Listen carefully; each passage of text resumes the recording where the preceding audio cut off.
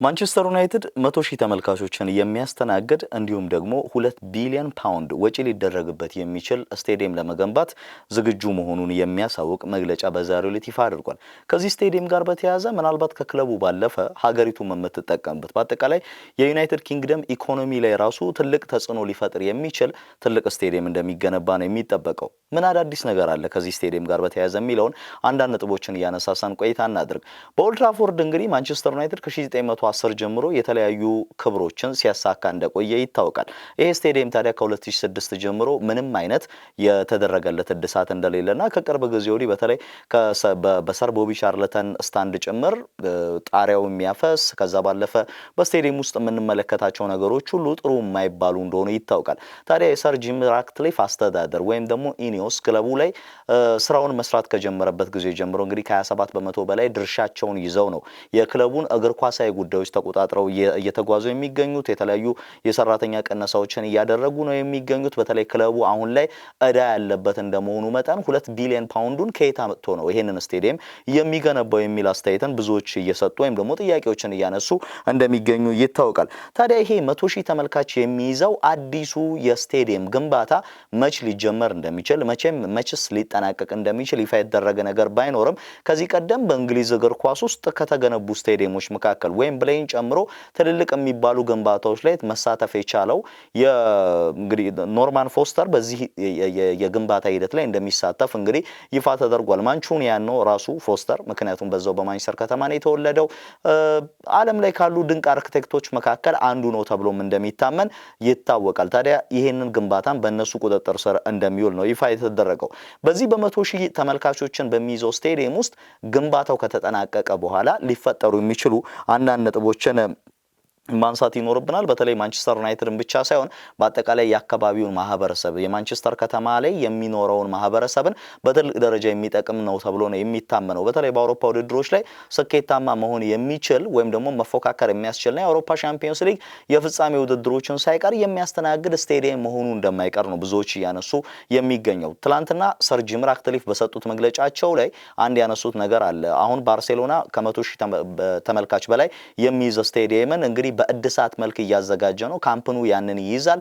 ሳንቲያጎ ቤርናቤው እድሳቱ ያንን ማድረግ የሚችልበት ደረጃ ላይ እንደደረሰ ተመልክተናል። እንደ ባርሴሎናና እንደ ሪያል ማድሪድ ያለ ስቴዲየም ሊኖረን ይገባል የሚል አስተያየታቸውን የሰጡት የማንቸስተር ዩናይትድ ደጋፊዎች ባለፈው ዓመት በተጠየቁበት ጊዜ ከዚህ ከስቴዲየም ግንባታና እድሳት ጋር በተያያዘ እድሳቱ ይሻለናል ያሉ ተመልካቾች ወይም ደግሞ ደጋፊዎች 32 በመቶ ሲሆኑ ቀሪዎቹ ከ50 በመቶ በላይ የሚሆኑ የክለቡ ደጋፊዎች ደግሞ አዲስ የስቴዲየም ግንባታ እንደሚፈልጉ ነው ይፋ ያደረጉት። ለዛም ነው ማንቸስተር ዩናይትድ ከእድሳቱ ይልቅ አዲስ የስቴዲየም ግንባታን የመረጠው። እድሳት ቢደረግለት ኦልድ ትራፎርድ የስቴዲየሙ የተመልካች የመያዝ ቁጥር 87,000 ተመልካች ሊበልጥ አይችልም። ግን አዲስ ስቴዲየም መገንባቱ ከስፖንሰርሺፕ ስምምነቶችም ጋር በተያያዘ አዳዲስ ነገሮችን ይዞ ሊመጣ እንደሚችል ስለታመ ነበት 100,000 ተመልካች የሚይዝ አዲስ ስቴዲየምን መገንባትን ነው ክለቡ እየመረጠው። እንግዲህ በቀጣይ የሚፈጠረውን አብረን የምንመለከት ነው የሚሆነው። ታዲያ በክለቡ ውስጥ በሚኖረው በእነዚህ ጊዜያቶች ውስጥ ምን አዳዲስ ነገሩ ይኖራል የሚለውን አብረን ስንመለከት እንግዲህ ከ1910 ጀምሮ የተመለከትነው ኦልድ ትራፎርድ ከዚህ በኋላ የሚኖር አይሆንም። ነገር ግን አዲሱ ስቴዲየም የተለያዩ ጥቅሞችን በዩናይትድ ኪንግደም ኢኮኖሚ ላይ ይዞ ሊመጣ ይችላል ተብሎ ነው እየተነገረ የሚገኘው። ከነዚህ መካከል ልንጠቅሳቸው የሚገቡ ጉዳዮች አሉ። አንደኛው ወደ 7.3 ቢሊዮን ፓውንድ የሚጠጋ ገንዘብ ወይም ደግሞ ወደ ዶላር ስንቀይረው ወደ 9.7 ቢሊዮን ዶላር የሚጠጋ ገንዘብ በዩናይትድ ኪንግደም ኢኮኖሚያዊ ሁኔታ ላይ በአመት ፐር ይር የሚጨምር ነው ተብሎ ነው የሚገመተው።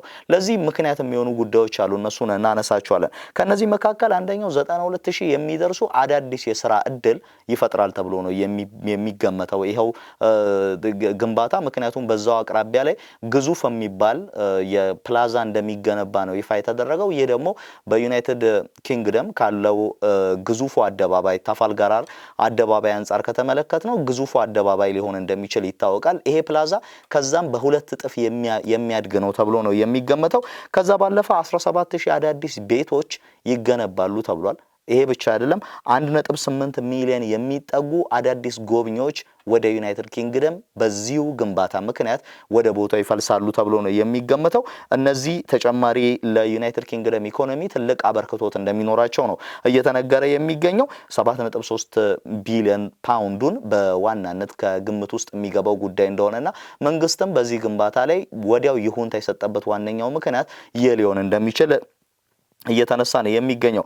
አንደኛው ከነዚህ ከገቢው ጋር በተያያዘ ማንቸስተር ዩናይትድ እንዴት ይሄን ያህል ገንዘብ ለሀገሪቱ ያስገኛል የሚለው ነገር ከተመለከትን ከጨዋታ የሚገኙ ገቢዎች እንደሆኑ ይታወቃል። በተለይ ከትኬት ሽያጭ ብዙ ተመልካች ከመግባታቸው ጋር በተያያዘ የትኬት ሽያጩ ከፍተኛ እንደሚሆን ይጠበቃል። ከዛ ባለፈ ከመስተንግዶ በተለይ ክለቡ በአቅራቢያው ላይ ባለው ፕላዛ በሚያቀርባቸው የተለያዩ የምግብና መጠጥ ወጪዎች የሚገቡ ገንዘቦች ይኖራሉ ተብሎ ነው እየተነገረ የሚገኘው። ከዛ በኋላ ነን ማች ኢቨንቶች አሉ።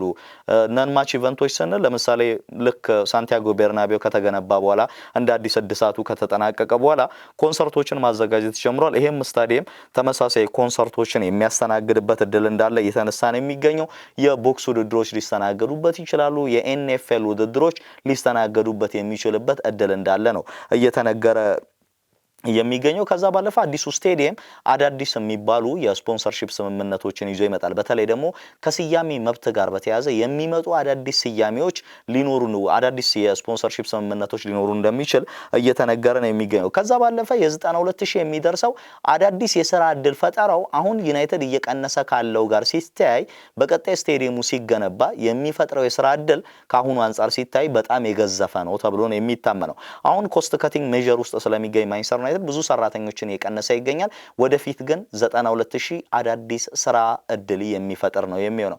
ይሄ በዋናነት ከገቢ ምንጮች ውስጥ ወይም ደግሞ ገቢን ጀነሬት ከማድረግ አንፃር ትልቁ ምንጭ ሊሆን እንደሚችል እየተነሳ ነው የሚገኘው። አንደኛው ከኮንስትራክሽን ወርክ ጋር በተያያዘ የሚሰሩ ግለሰቦች የሚኖሩበት ነው የሚሆነው። ሌላኛው ደግሞ በስቴዲየም ውስጥ የተለያዩ ስራዎችን እንዲሰሩ የሚመደቡ ስታፎች የሚኖሩበት እንደሚሆን ነው የሚነገረው። ከዛ ባለፈ ከመስተንግዶ ጋር በተያያዘ በዚሁ በስቴዲየም ኤሪያ ላይ ስራቸውን የሚሰሩ ብዙ ግለሰቦችን የምንመለከት ነው የሚሆነው። የተለያዩ ኢንፍራስትራክቸሮች ወይም ደግሞ መሰረተ ልማቶችንም እንመለከታለን። ለምሳሌ 17000 አዳዲስ ቤቶች ይገነባሉ ስንል የሪል ስቴት ስራ ላይ የተሰማሩ የተለያዩ ኢንቨስተሮችንም መጋበዝ ነው ማለት ነው። ስለዚህ ለማንቸስተር ዩናይትድ ብቻ ሳይሆን በአጠቃላይ ለዩናይትድ ኪንግደም በተለይ ደግሞ ለሰሜናዊው እንግሊዝ ትልቅ የመሰራቸው የሆነ አዲስ ስቴዲየም የሚገነባ ነው የሚሆነው። የማንቸስተር ዩናይትድ ደጋፊዎች ከዚህ ግንባታ ጋር በተያያዘ ትላንትና የክለቡ አዲስ ባለቤት ሆነው እየሰሩ የሚገኙት ሰር ጂም ራትክሊፍ ምንድነው ያሉት?